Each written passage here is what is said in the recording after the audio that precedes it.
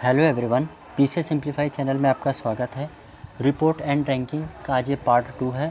ये पूरा फ्रेंड्स पूरा अभी तक 14 अगस्त तक का मैं पूरा रिपोर्ट एंड रैंकिंग ख़त्म कर दूंगा। बाकी जो रिमेनिंग टॉपिक्स के जुलाई से अभी तक के बचे हैं उनको भी मैं बहुत जल्दी ख़त्म कर दूंगा। आइए शुरू करते हैं। हाल ही में चाइल्ड न्यूट्रिशन रिपोर्ट 2024 रिलीज़ की गई। ठीक फ्रेंड्स, सबसे पहले जान लीजिए कि इस रिपोर्ट को जारी कौन करता है, तो यूनिसेफ करता है। ठीक है, अब इस रिपोर्ट में बताया क्या गया है कि जो भारत में बाल खाद्य गरीबी है वो 40% तक की बढ़ी है।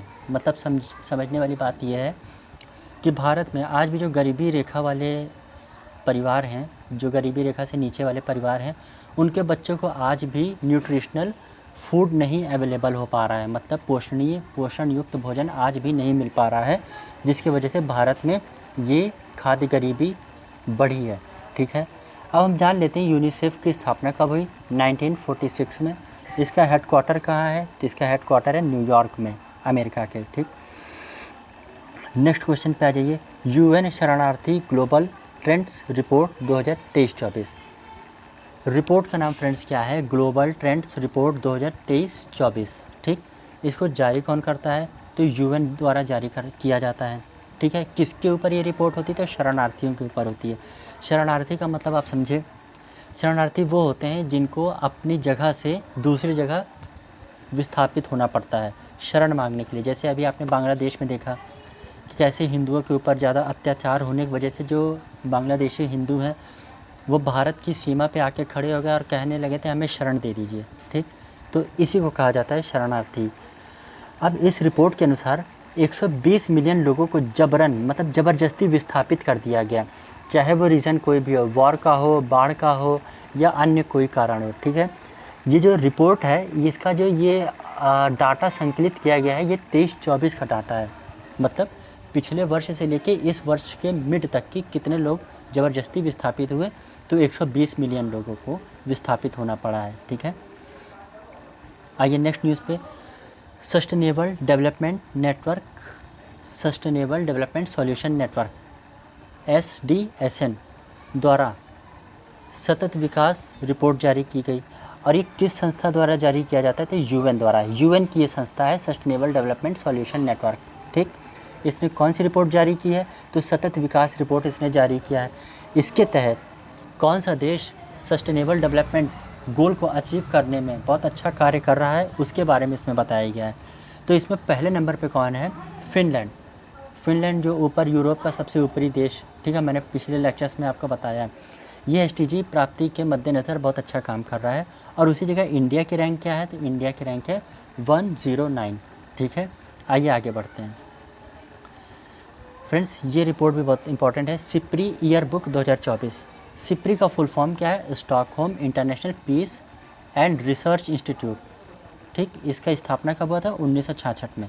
अभी जो सिप्री की रिपोर्ट आई है इन्होंने क्या बताया है, इन्होंने बताया कि सबसे ज़्यादा न्यूक्लियर वेपन वाले देश में नंबर 1 रैंक पे कौन है, तो वो है USA। मतलब USA के पास न्यूक्लियर हथियार बहुत ज़्यादा हैं, नंबर 1 पे। सेकंड पे रशिया है। ठीक है, इसी रिपोर्ट में एक बात और कही गई है कि भारत के पास अब न्यूक्लियर वेपन्स कितने हो गए हैं, 172 हो गए हैं। ठीक है, हम पाकिस्तान से आगे हो गए हैं। फ़िलहाल हमें पाकिस्तान से अपने को कंपेयर करने की ज़रूरत नहीं है, क्योंकि वो कहीं हमारे सामने स्टैंड ही नहीं करता है कि हम उसको अपने से कंपेयर कर पाएँ। ठीक है, अब हमारा कंपेयर जो होता है वो चाइना के साथ होता है। आइए नेक्स्ट क्वेश्चन पे बढ़ते हैं। हाँ, एक एडिशनल फैक्ट ये है, विश्व में कुल ऐसे 9 देश हैं जिनके पास न्यूक्लियर वेपन है प्रॉपर तरीके से। वो कौन कौन से देश हैं फ्रेंड्स, तो आप नोट डाउन कर लो। ठीक है, सबसे पहले रशिया, चाइना, फिर इंडिया, फिर नॉर्थ कोरिया और इधर पाकिस्तान, और फिर इसराइल, UK, फ्रांस, USA। ठीक है, इन्हें आप नोट डाउन कर लीजिएगा। आइए नेक्स्ट क्वेश्चन पे बढ़ते हैं। ये इंपॉर्टेंट क्वेश्चन है, सेलिब्रिटी मूल्यांकन रिपोर्ट 2024 हाल ही में रिलीज़ किया गया। इसके तहत सबसे ज़्यादा मूल्यवान सेलिब्रिटी कौन है भारत का, तो विराट कोहली। आप सबको पता होगा, इनके बारे में बताने की ज़रूरत नहीं है। नेक्स्ट क्वेश्चन पे आ जाइए। स्टेट ऑफ ग्लोबल एयर 2024 ये रिपोर्ट जारी की किसने, यूनिसेफ ने। यूनिसेफ और हेल्थ इन्फेक्ट इंस्टीट्यूट ने ये रिपोर्ट जारी की है कौन सी? तो स्टेट ऑफ ग्लोबल एयर 2024। अब इस रिपोर्ट में इन्होंने एक टाइटल पब्लिश किया। वो टाइटल क्या था? वायु प्रदूषण से भारत में मौतों के आंकड़े। मतलब भारत में वायु प्रदूषण से 2021 में कितनी मौतें हुई हैं उसके आंकड़े इसमें इन्होंने प्रदर्शित किए। इसके मुताबिक भारत में 2021 में 23 लाख लोग वायु प्रदूषण से अपनी जान गंवा दिए। ठीक है, और पूरे विश्व में कितने लोगों ने जान गंवाई? तो 81 लाख। सोचिए 81 लाख पूरे विश्व में, और उस 81 लाख में से 23 लाख अकेले भारत में लोगों ने वायु प्रदूषण से अपने जान गंवाए। इसीलिए भारत इसमें नंबर 1 है। आइए नेक्स्ट न्यूज़ पर कवर करते हैं। Digital news report. हाल ही में एक रिपोर्ट आई है जिसका नाम है डिजिटल न्यूज़ रिपोर्ट 2024। इसको किसने रिलीज़ किया है? तो रॉयटर्स इंडिया ने इस रिपोर्ट को रिलीज़ किया है। इस रिपोर्ट के मुताबिक भारत का सबसे भरोसेमंद जो ब्रांड है, समाचार ब्रांड, वो कौन बनाया? तो आकाशवाणी। ठीक है, आइए इसमें इतना ही जानना था। नेक्स्ट न्यूज़ को कवर करते हैं। हाल ही में अंकटाड आप जानते होंगे, जो ट्रेड वगैरह की रिपोर्ट पब्लिश करता है। अंकटाड ने एक रिपोर्ट पब्लिश की। ठीक, उस रिपोर्ट के मुताबिक 2023 में भारत में एफडीआई आने का स्थान कितना रहा? मतलब समझने वाली बात यह है कि अंकटाड ने एक रिपोर्ट जारी की जिसने उसने विश्व भर को कवर किया, और कवर करने में उन्होंने जो पॉइंट कवर करने के लिए रखा उसमें उन्होंने रखा है कि विश्व भर में कौन सा देश एफडीआई पाने में कौन से पायदान पर रहा। तो फ्रेंड्स, इसमें सबसे ज़्यादा जो एफडीआई पाया है वो यूएसए ने पाया है। कितने? 311 billion US dollar. Second number पे कौन है? चाइना है। ठीक है, अब भारत का इस रिपोर्ट के मुताबिक भारत की जो रैंक है वो 15वीं है। मतलब पिछले साल के मुताबिक एफडीआई में 43% की गिरावट दर्ज की गई है। किस साल से कंपेयर किया जा रहा है? तो 2023 से। ठीक, 2023 से कंपेयर किया जा रहा है। भारत की एफडीआई में गिरावट दर्ज की गई है, और भारत में टोटल जो 2023 में भारत में एफडीआई कितना आया है? तो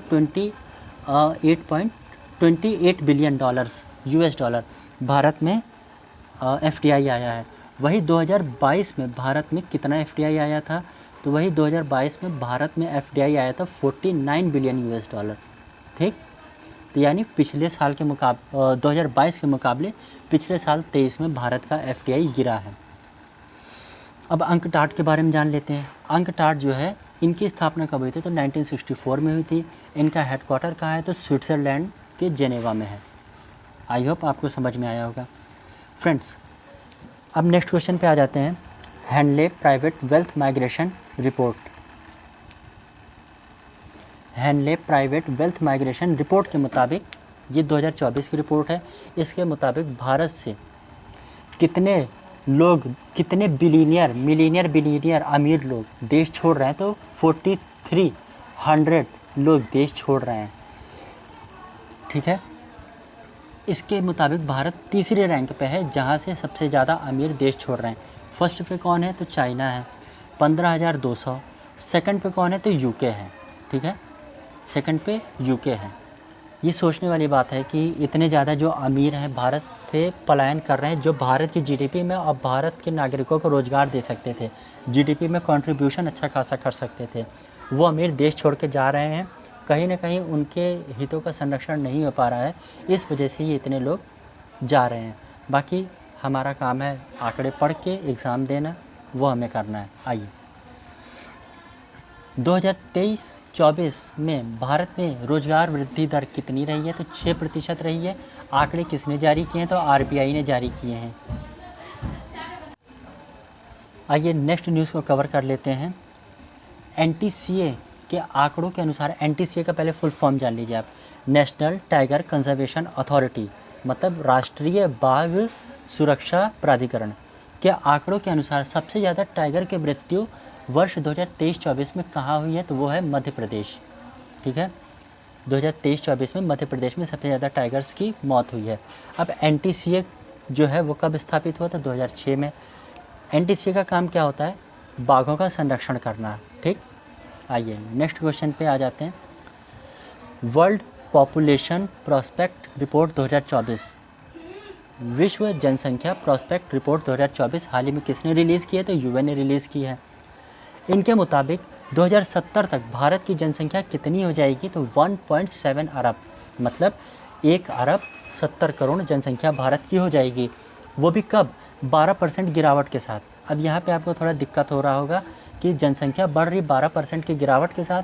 तो फ्रेंड्स आप थोड़ा पीछे जाइए, आज से 50-60 साल पहले, तब बच्चों की संख्या ज़्यादा होती थी, मतलब एक जो पेरेंट्स होता था थोड़े ज़्यादा ही बच्चे पैदा करते थे, तो उनके बच्चे आज बच्चे, मतलब उनकी जो पीढ़ियाँ हैं उनसे जो बच्चे पैदा हुए, ठीक, अब उनकी जो पीढ़ियाँ हैं वो भी तो बच्चे पैदा कर रहे हैं, लेकिन वो कम बच्चे पैदा कर रहे हैं। लेकिन क्या है कि जो पहले की जनसंख्या रही है, ठीक है, उनके जो पीढ़ी आ रही है तो उनसे बच्चे कम पैदा हो रहे हैं, लेकिन जनसंख्या तो हमारी अब भी उतनी ही है ना। कोई इतनी मोर्टिल, मतलब भारत में मृत्यु अभी कम है और फर्टिलिटी ज़्यादा हो रही है, जिस वजह से इस मॉडर्न डे में लोग बच्चे कम पैदा करें, लेकिन फिर भी भारत की जनसंख्या 1.7 अरब हो जाएगी 2070 तक। वो इसी वजह से कि हमारे जो पूर्वज अभी जिंदा हैं उनकी वजह से, और आने वाले समय में इसकी गिरावट दर्ज की जाएगी। ठीक है, आइए नेक्स्ट क्वेश्चन को कवर करते हैं। Sports and gender equality game plan document, ये इसको छोड़ दो, बेवजह की न्यूज़ है। अब नेक्स्ट ये इम्पॉर्टेंट है, CREA के अनुसार देश का सबसे प्रदूषित शहर कौन बना है? ये मैंने आपको पहले पढ़ा दिया था, बर्नी घाट। ठीक है, 3rd नंबर पे कौन है? तो दिल्ली है। क्रिया का फुल फॉर्म क्या है? तो centre for research on energy and clean air. ठीक है, आइए नेक्स्ट न्यूज़ पे आ जाते हैं। मुद्रा और वित्त पर रिपोर्ट 2023-24, मुद्रा और वित्त पर रिपोर्ट 2023-24 हाल ही में किसने इशू किया है? RBI ने। इस रिपोर्ट के मुताबिक जो डिजिटल इकोनॉमी है, डिजिटल इकोनॉमी वो GDP में, भारत की GDP में 10% का सहयोग कर रही है। ठीक है, नेक्स्ट न्यूज़ पे आ जाते हैं। नेशनल इंस्टीट्यूशनल रैंकिंग फ्रेमवर्क 2024, ये देखिए 13 अगस्त की न्यूज़ है। ठीक है, नेशनल इंस्टीट्यूशनल रैंकिंग फ्रेमवर्क 2024 के अनुसार ओवरऑल कैटेगरी में भारत का सर्वोच्च संस्थान कौन बन गया है? तो IIT मद्रास हो गया। ओवरऑल कैटेगरी का मतलब आप समझे, मतलब यहाँ एजुकेशन भी अच्छी है, बच्चों के लिए जो हॉस्टल है वहाँ की फैसिलिटी भी अच्छी है, क्लासरूम अच्छे हैं, प्लस जो मेस में खाना पीना होता है वो भी अच्छा है। इस वजह से IIT मद्रास को ओवरऑल कैटेगरी में फर्स्ट रैंक दी गई है। सेकंड रैंक या एक बार देख लीजिएगा, Indian institute of science Bengaluru को मिला है। ठीक है, नेक्स्ट क्वेश्चन पे आ जाइए। Women and man India report 2023 हाल ही में रिलीज़ की गई, किसके द्वारा? सांख्यिकी एंड योजना क्रियान्वयन मंत्रालय द्वारा। ठीक है, सांख्यिकी एंड योजना क्रियान्वयन मंत्रालय द्वारा ये रिपोर्ट रिलीज़ की गई, और ये बताया गया कि 2036 तक भारत की जनसंख्या कितनी हो जाएगी? तो 152.2 करोड़, मतलब 1 अरब 52 करोड़ भारत की जनसंख्या 2036 तक हो जाएगी। ये women and man India report 2023 में बताया गया है। ठीक है, नेक्स्ट क्वेश्चन पे आ जाइए। QCI सुराज्य मान्यता एवं रैंकिंग फ्रेमवर्क समृद्धि रिपोर्ट जारी की गई। इसमें श्रेणियाँ बांटी गई, तो इसमें जो है, जो ये सुराज्य मान्यता एवं रैंकिंग फ्रेमवर्क समृद्धि श्रेणी में नंबर 1 राज्य कौन बन गया है? तो गुजरात। ठीक है, गुजरात बन गया। और जो एक दूसरी श्रेणी है शिक्षा श्रेणी, उसमें नंबर 1 राज्य कौन है? तो यूपी है। ये हमारे लिए बहुत इंपॉर्टेंट है कि शिक्षा श्रेणी में यूपी नंबर 1 है। और जो सुराज्य एवं रैंकिंग फ्रेमवर्क समृद्धि श्रेणी में कौन नंबर 1 है? तो वह है गुजरात नंबर 1 है। अब ये रिपोर्ट लाया क्यों जाता है? तो रिपोर्ट को लाने का जो मेन कारण है, नागरिकों के जीवन की गुणवत्ता में सुधार हेतु। ठीक है, अब यहाँ से समझिए, ये रिपोर्ट लाने का सिर्फ मकसद यही है कि राज्यों के बीच में प्रतिस्पर्धा बढ़े और वो अपने अपने राज्य के जो निवासी हैं, वैसे भारत किसी पर्टिकुलर राज्य का निवासी का प्रमाण पत्र नहीं देता है, भारत में एकल नागरिकता का प्रावधान है, लेकिन फिर भी ये रैंकिंग लाने का एम यही है कि राज्य सरकारों के बीच में प्रतिस्पर्धा बढ़े और वो अपने नागरिकों को जो वहाँ जो वोट देते हैं और जो नहीं भी देते हैं उनको अच्छी जीवन शैली प्रदान कर सकें। यही इसका मोटिव है। आज का सेशन यहीं समाप्त होता है। जो चैनल पे नए हैं सब्सक्राइब कर लीजिए, लाइक शेयर और कमेंट कर दीजिए। ठीक है, धन्यवाद।